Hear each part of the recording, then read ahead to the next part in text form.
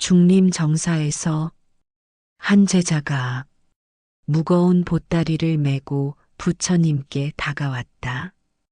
그의 얼굴에는 깊은 고민이 서려 있었고 어깨는 보이지 않는 짐의 무게로 축 처져 있었다. 부처님께서는 제자의 발소리를 들으셨다.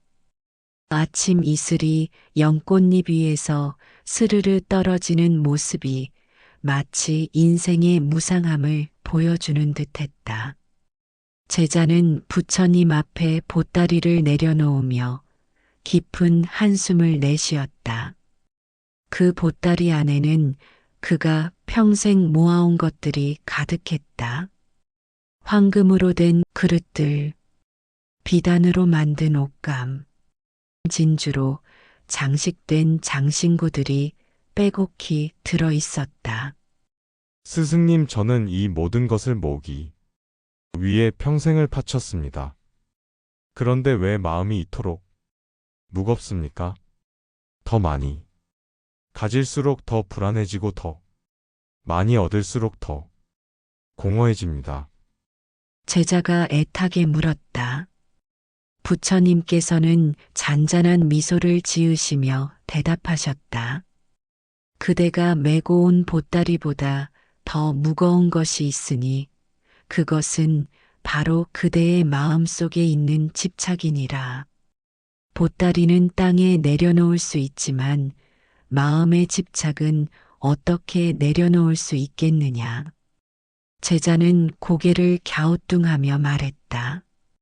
스승님, 집착을 내려놓으라고 하시지만 그것이 어떻게 가능합니까? 제가 가진 것들을 모두 버리라는 말씀이십니까? 부처님께서는 부드럽게 웃으시며 말씀하셨다. 그대는 아직도 집착을 버리는 것과 집착을 내려놓는 것을 같다고 생각하는구나. 집착을 버리려고 하는 것 자체가 또 다른 집착이 될 수 있느니라. 마치 원숭이가 나무에서 나무로 옮겨가며 한 가지를 놓을 때 다른 가지를 잡듯이 인간도 한 집착을 버리면서 또 다른 집착을 만들어내는 것이니라. 스승님, 어떻게 해야 진정한 해탈에 이를 수 있습니까? 부처님께서는 하늘을 날아가는 새 한 마리를 가리키시며 말씀하셨다. 저 새를 보아라. 새는 하늘을 날지만 하늘의 흔적을 남기지 않는다. 그처럼 우리도 이 세상을 살아가되 마음의 흔적을 남기지 않는 것이 진정한 자연이라. 그런데 잠시만요. 여러분, 지금 이 순간 부처님의 말씀을 들으며 마음이 무거웠던 일상의 짐들을 내려놓고 계신 분들은 댓글로 나무아미타불이라고 적어주세요. 함께 이 지혜로운 여행을 시작해 보겠습니다. 부처님께서는 제자와 함께 정원을 거닐기 시작하셨다. 제자야, 저 나비를 보아라. 나비는 꽃의 꿀을 마시지만 꽃에 집착하지 않는다. 한 꽃에서 다른 꽃으로 자유롭게 옮겨가며 그 어떤 꽃도 소유하려 하지 않는다. 부처님께서 말씀하셨다. 그런데 인간은 어떠한가? 아름다운 것을 보면 소유하려 하고 좋은 것을 얻으면 영원히 간직하려 한다. 이것이 바로 고통의 시작이니라. 제자는 진지하게 들으며 물었다. 스승님, 그렇다면 우리는 아무것도 가지지 말고 살아야 합니까? 부처님께서는 고개를 저으시며 대답하셨다. 아니다. 문제는 갖는 것이 아니라 집착하는 것이니라. 마치 손에 모래를 쥐고 있을 때 꽉 쥐면 모래가 빠져나가지만 살짝 받쳐들면 모래가 그대로 있는 것과 같다. 집착은 마치 화난 고양이가 자신의 꼬리를 잡으려고 빙글빙글 도는 것과 같다. 더 빨리 돌수록 꼬리는 더 멀어지고 고양이는 더 지쳐간다. 결국 고양이가 멈춰서면 꼬리는 저절로 따라온다. 부처님께서는 할머니를 가리키시며 말씀하셨다. 저 할머니를 보아라. 할머니는 물을 깃지만 물에 집착하지 않는다. 필요할 때 깃고 필요 없을 때는 비운다. 이것이 바로 자연스러운 삶의 모습이니라. 제자는 고개를 끄덕이며 말했다. 스승님 조금 이해가 되는 것 같습니다. 하지만 실제로는 어떻게 실천해야 할까요? 부처님께서는 근처에 있는 대나무 숲을 바라보시며 말씀하셨다. 저 대나무를 보아라. 바람이 불면 구부러지지만 부러지지 않는다. 왜냐하면 대나무는 바람에 저항하지 않고 따라가기 때문이다. 인간도 마찬가지다. 삶의 변화에 저항하지 않고 자연스럽게 흘러가면 고통이 줄어든다. 집착은 변화에 저항하는 마음에서 생겨나느니라.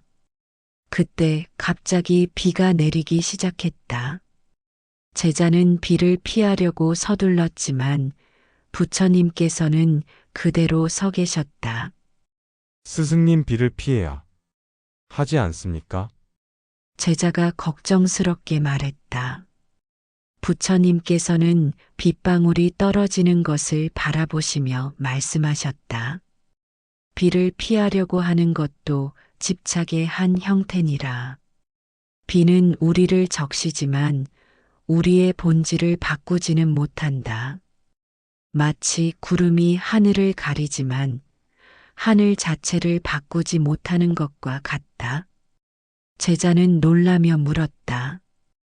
그렇다면 스승님, 우리의 본질은 무엇입니까? 부처님께서는 빗속에서도 환하게 미소를 지으시며 대답하셨다. 우리의 본질은 바로 자윤이라. 아무 것에도 매이지 않고 아무 것에도 흔들리지 않는 완전한 자유. 이것이 바로 해탈의 상태니라. 비가 그치자 무지개가 하늘에 나타났다. 제자는 무지개를 보고 감탄했다. 정말 아름답습니다. 스승님, 부처님께서는 고개를 끄덕이시며 말씀하셨다. 그렇다. 하지만 그대가 무지개를 잡으려고 한다면 어떻게 되겠는가? 무지개는 멀어질 것이고 그대는 실망할 것이다. 무지개의 아름다움은 그것을 소유하려 하지 않을 때 비로소 진정으로 감상할 수 있느니라. 이것이 바로 집착과 감상의 차이니라. 집착은 소유하려 하지만 감상은 있는 그대로를 받아들인다. 집착은 변화를 두려워하지만 감상은 변화까지도 아름답게 여긴다. 제자는 깊이 생각하며 말했다. 스승님, 그렇다면 사랑하는 사람에 대한 마음도 집착일 수 있습니까? 부처님께서는 연못가의 연꽃을 다시 바라보시며 말씀하셨다. 연꽃은 진흙에서 피어나지만 진흙에 물들지 않는다. 참된 사랑도 마찬가지다. 사랑하되 소유하지 않고 아끼되 얽매이지 않는 것이 진정한 사랑이니라. 집착하는 사랑은 마치 새를 새장에 가두는 것과 같다. 새를 사랑한다면 새장을 열어주어야 한다. 새가 돌아오면 그것은 진정한 사랑이고 새가 떠나면 그것이 새의 행복이니라. 제자는 눈물을 글썽이며 말했다. 스승님, 정말 어려운 일입니다. 어떻게 사랑하는 사람을 붙잡지 않을 수 있겠습니까?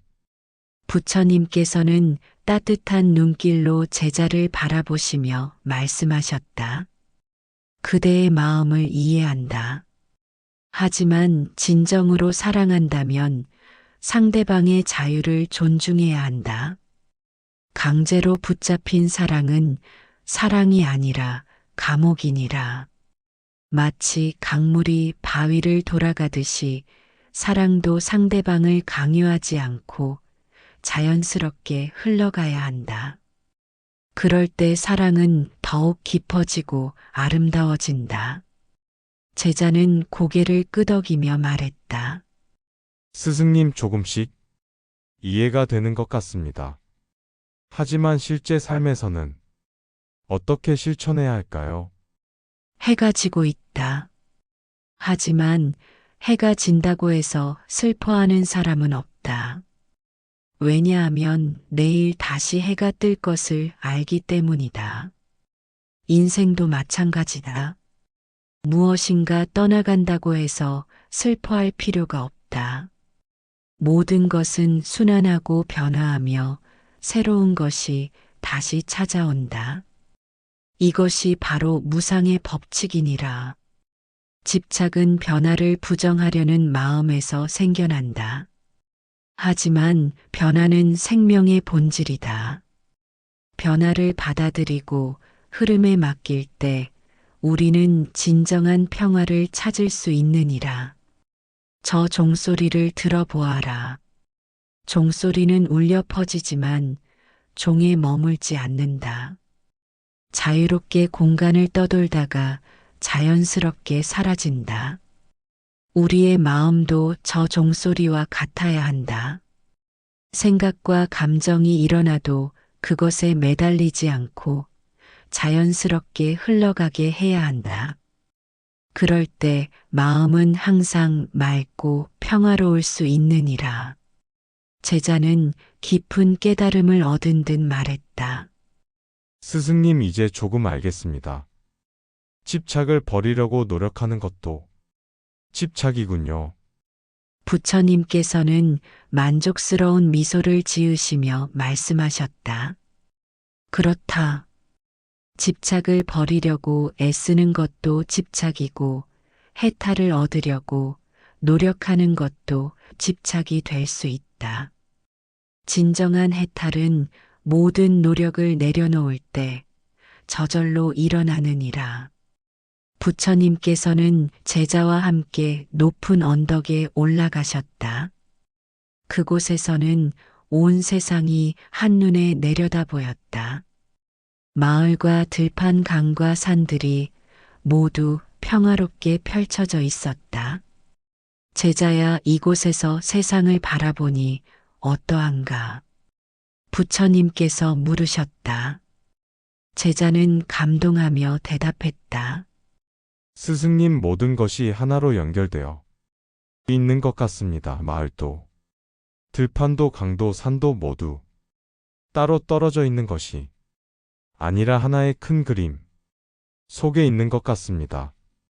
부처님께서는 고개를 끄덕이시며 말씀하셨다. 그렇다. 이것이 바로 첫 번째 깨달음이니라. 모든 것은 연결되어 있고 따로 존재하는 것은 아무것도 없다. 이것을 연기의 법칙이라고 한다. 집착은 자기와 남을 구별하고 내 것과 남의 것을 나누는 마음에서 생겨난다. 하지만 실제로는 모든 것이 하나로 연결되어 있기 때문에 내 것이라고 할 수 있는 것은 아무것도 없느니라. 마치 바다의 물결이 잠시 일어났다가 다시 바다로 돌아가듯이 우리도 잠시 개별적인 존재로 나타났다가 다시 전체로 돌아간다. 이것을 깨달으면 소유에 대한 집착이 사라진다. 제자는 놀라며 말했다. 스승님 그렇다면 우리는 모두 하나입니까? 부처님께서는 하늘을 나는 구름을 가리키시며 말씀하셨다. 저 구름들을 보아라. 각각 다른 모양을 하고 있지만 모두 같은 하늘에서 나타나고 같은 하늘로 돌아간다. 우리도 마찬가지다. 이것이 두 번째 깨달음이니라. 개별성과 전체성은 모순되지 않는다. 우리는 각자 독특한 개성을 가지고 있으면서 동시에 하나의 전체이기도 하다. 집착은 개별성만을 강조하고 전체성을 잊어버리는 마음이다. 하지만 전체성을 깨달으면 개별성에 대한 집착이 자연스럽게 사라진다. 이때 바람이 불어와 나뭇잎들이 춤을 추기 시작했다. 부처님께서는 나뭇잎을 바라보시며 말씀하셨다. 저 나뭇잎들을 보아라. 바람에 흔들리지만 나무에서 떨어지지 않는다. 왜냐하면 나뭇잎은 바람에 저항하지 않고 함께 움직이기 때문이다. 이것이 세 번째 깨달음이니라. 저항하지 않으면 상처받지 않는다. 집착은 변화에 저항하는 마음이다. 하지만 변화는 생명의 본질이므로 저항할 수 없다. 변화를 받아들이고 흐름에 맡기면 모든 것이 자연스럽게 해결된다. 마치 물이 바위를 만나면 돌아가듯이 우리도 장애를 만나면 유연하게 대응해야 한다. 제자는 깊이 생각하며 말했다. 스승님, 그렇다면 우리는 아무것도 하지 말고 그냥 받아들이기만 하면 됩니까? 부처님께서는 미소를 지으시며 대답하셨다. 아니다. 받아들인다는 것은 체념하는 것이 아니다. 상황을 정확히 파악하고 가장 적절한 방법으로 대응하는 것이다. 이것이 네 번째 깨달음이니라. 지혜로운 행동과 집착적인 행동의 차이를 아는 것이다. 집착적인 행동은 감정에 휩싸여 충동적으로 행동하는 것이다. 지혜로운 행동은 상황을 냉정히 판단하고 최선의 방법을 선택하는 것이다. 해가 점점 저물어가고 있었다. 석양이 온 세상을 황금빛으로 물들이고 있었다. 부처님께서는 석양을 바라보시며 말씀하셨다. 보아라.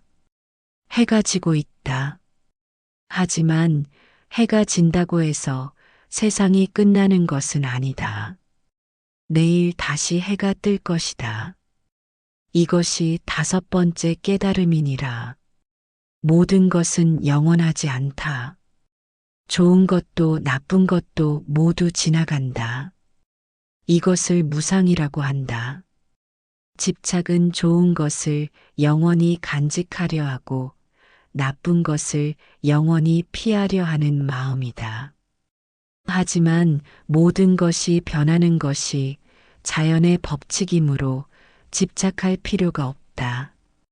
무상을 깨달으면 좋은 일이 생겨도 너무 기뻐하지 않고 나쁜 일이 생겨도 너무 슬퍼하지 않는다. 모든 것을 담담히 받아들이고 평정심을 유지한다. 잠시 이 가르침이 도움이 되고 있다면 좋아요 한번 눌러주세요. 부처님의 지혜가 여러분의 마음에 평화를 가져다 주고 있는지 함께 확인해 보겠습니다. 제자는 깊은 감동을 받으며 말했다. 스승님, 이제 조금 이해가 됩니다. 하지만 실제로는 어떻게 실천해야 할까요? 부처님께서는 별이 떠오르는 하늘을 바라보시며 말씀하셨다. 저 별들을 보아라. 각각 다른 곳에 있지만 모두 같은 하늘에 속해 있다. 그리고 모든 별이 제자리에서 자신의 빛을 내고 있다. 이것이 여섯 번째 깨달음이니라. 자신의 자리에서 최선을 다하되 결과에 집착하지 않는 것이다. 행위는 하되 행위자 의식을 갖지 않는 것이다. 마치 농부가 씨를 뿌리고 물을 주지만 농작물이 자라는 것은 자연의 힘에 맡기는 것처럼 우리도 최선을 다하되 결과는 자연에 맡겨야 한다. 결과에 집착하면 과정이 괴롭고 결과가 나와도 만족하지 못한다. 하지만 과정에 집중하면 결과가 어떻게 나와도 후회하지 않는다. 이것이 7번째 깨달음이니라. 모든 것은 서로 도움을 주고받으며 존재한다. 혼자서는 아무것도 할 수 없고 모든 것이 상호 의존적이다. 집착은 독립적으로 존재하려는 마음이다. 하지만 실제로는 모든 것이 연결되어 있고 서로 도움을 주고받으며 존재한다. 이것을 깨달으면 감사한 마음이 생기고 교만한 마음이 사라진다. 마치 강물이 바다로 흘러가듯이 우리도 전체의 흐름 속에서 자신의 역할을 하며 살아간다. 개별적인 존재이지만 동시에 전체의 일부이기도 하다. 이 7가지 깨달음을 통해 우리는 집착을 내려놓고 진정한 자유를 얻을 수 있다.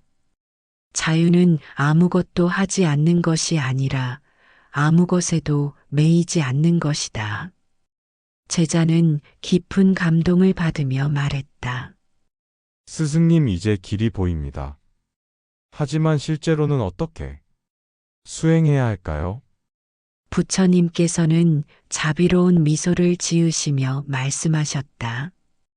그렇다. 이제 실천의 단계로 넘어가 보자. 부처님께서는 제자와 함께 달빛이 비치는 정원을 거닐기 시작하셨다. 밤 공기는 시원하고 맑았으며 곳곳에서 풀벌레 소리가 들려왔다. 제자야, 이제 구체적인 실천 방법을 알려주겠다. 첫 번째 수행법은 호흡 관찰이다. 부처님께서 말씀하셨다. 숨을 들이마시고 내쉬는 것을 그냥 지켜보아라. 호흡을 조절하려 하지 말고 있는 그대로 관찰하기만 하면 된다. 호흡은 집착 없이 자연스럽게 일어나고 사라진다. 마치 바람이 나무 사이를 지나가는 것처럼 숨도 자연스럽게 들어오고 나간다. 이것을 관찰하다 보면 마음도 자연스럽게 평정해진다. 아침에 일어나면 5분 동안 호흡을 관찰하고 잠자리에 들기 전에도 5분 동안 호흡을 관찰해 보아라. 시간이 지나면 하루 종일 호흡을 의식하며 살 수 있게 된다. 두 번째 수행법은 감정 관찰이다. 부처님께서 연못가에 앉으시며 말씀하셨다. 화가 나거나 슬프거나 기쁜 감정이 일어날 때 그 감정에 휩쓸리지 말고 한 발 물러서서 관찰해 보아라. 마치 구름이 하늘을 지나가는 것을 바라보듯이 감정도 마음을 지나가는 것을 바라보는 것이다. 감정은 마치 연못의 물결과 같다. 바람이 불면 물결이 일지만 바람이 그치면 다시 고요해진다. 감정도 마찬가지로 어떤 자극이 있으면 일어나지만 시간이 지나면 자연스럽게 사라진다. 중요한 것은 감정을 억압하거나 부정하는 것이 아니라 있는 그대로 받아들이고 관찰하는 것이다. 마치 손님이 집에 왔을 때 환대하되 영원히 머물게 하지 않는 것처럼 감정도 맞이하되 집착하지 않는 것이다.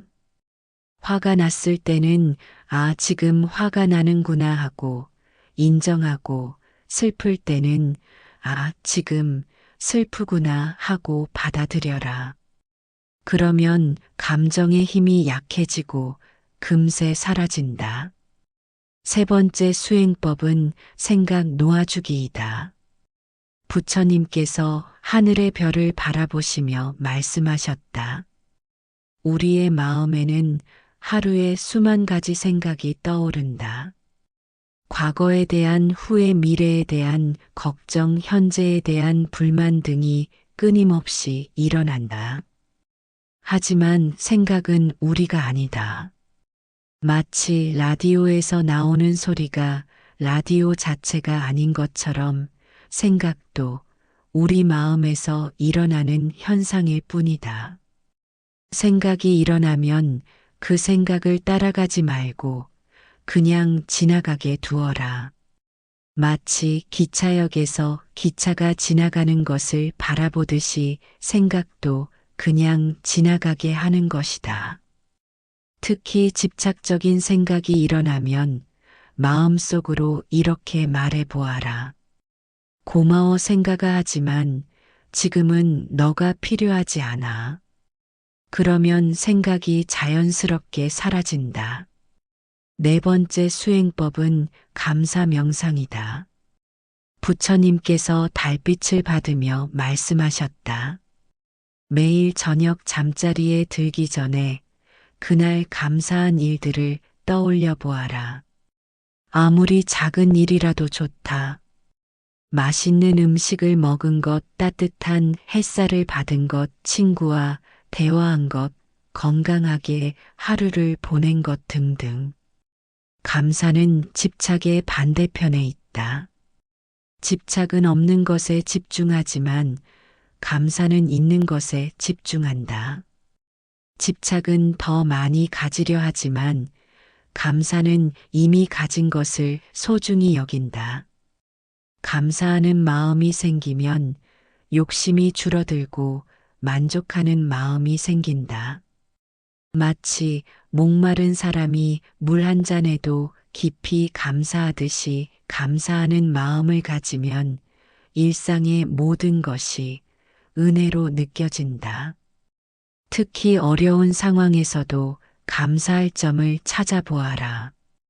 어려움은 우리를 성장시키고 강하게 만들어준다.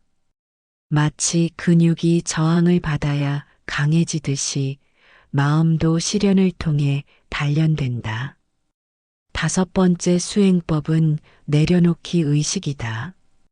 부처님께서 손을 펼치시며 말씀하셨다. 매일 아침 일어나면 손바닥을 펼치고 이렇게 말해 보아라. 오늘 하루 모든 것을 받아들이겠습니다. 계획대로 되지 않아도 좋습니다. 예상과 달라도 좋습니다. 모든 것을 자연의 흐름에 맡기겠습니다. 그리고 저녁에는 손을 놓으며 이렇게 말해 보아라. 오늘 하루 감사했습니다. 좋았던 일도 어려웠던 일도 모두 소중한 경험이었습니다. 이제 모든 것을 놓아주고 편안히 쉬겠습니다. 이런 의식을 통해 마음의 긴장을 풀고 집착을 내려놓을 수 있다. 마치 하루 종일 무거운 배낭을 메고 다니다가 저녁에 배낭을 벗는 것과 같다. 여섯 번째 수행법은 자연과 하나 되기이다. 부처님께서 주변의 나무들을 바라보시며 말씀하셨다. 틈틈이 자연 속에서 시간을 보내라. 산에 올라 바람을 맞고 바다에 가서 파도 소리를 들으며 숲에서 새 소리를 들어보아라. 자연은 집착하지 않는다.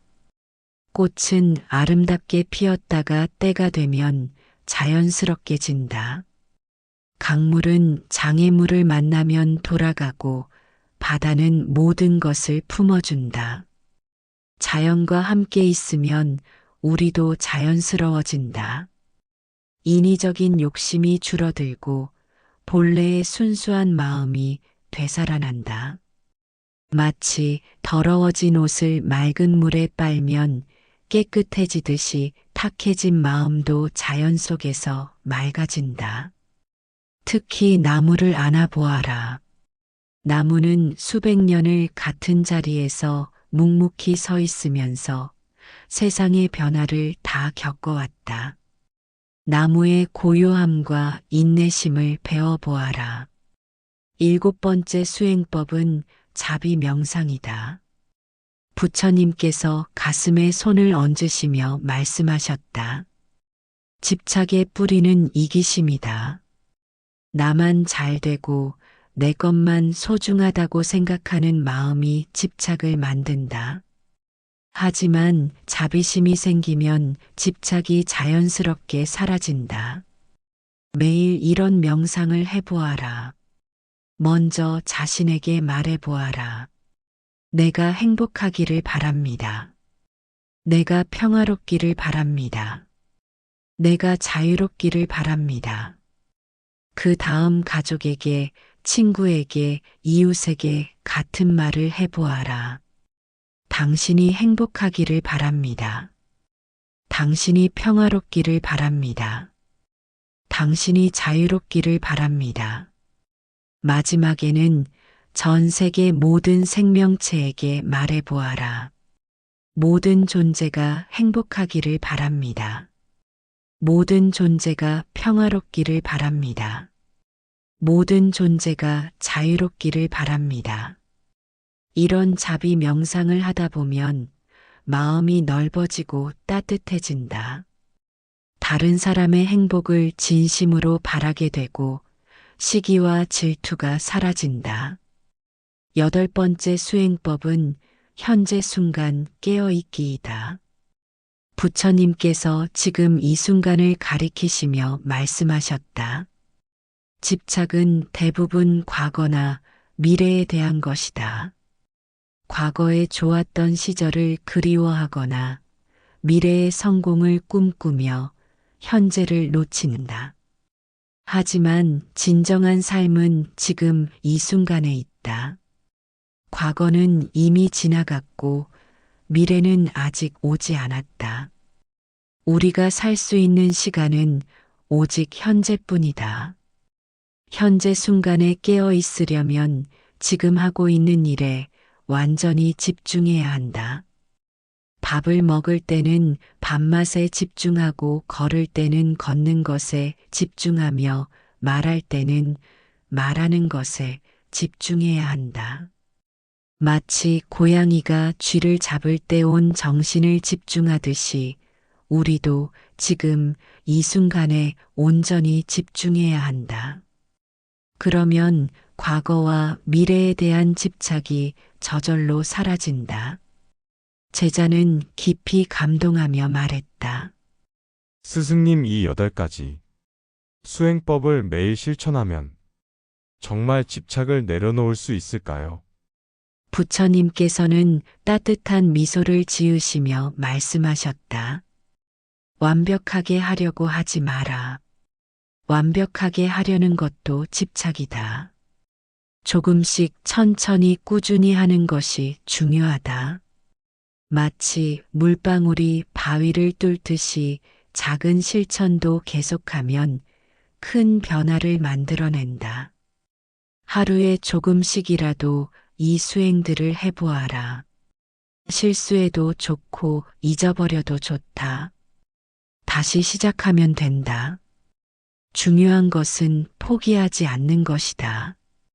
마치 넘어진 아이가 다시 일어나서 걷는 법을 배우듯이 우리도 계속 시도해야 한다. 그리고 혼자서 하기 어려우면 같은 마음을 가진 사람들과 함께해도 좋다. 함께 명상하고 함께 이야기 나누며 서로 격려하면서 수행하는 것도 좋은 방법이다. 부처님과 제자는 조용한 언덕에서 이 아름다운 밤을 바라보고 있었다. 제자는 깊은 평화를 느끼며 말했다. 스승님, 오늘 하루 동안 정말 많은 것을 배웠습니다. 집착이 무엇인지, 왜 집착을 내려놓아야 하는지, 그리고 어떻게 실천해야 하는지 모두 이해했습니다. 부처님께서는 고개를 끄덕이시며 말씀하셨다. 그렇다. 하지만 이것은 시작일 뿐이다. 진정한 여행은 이제부터 시작된다.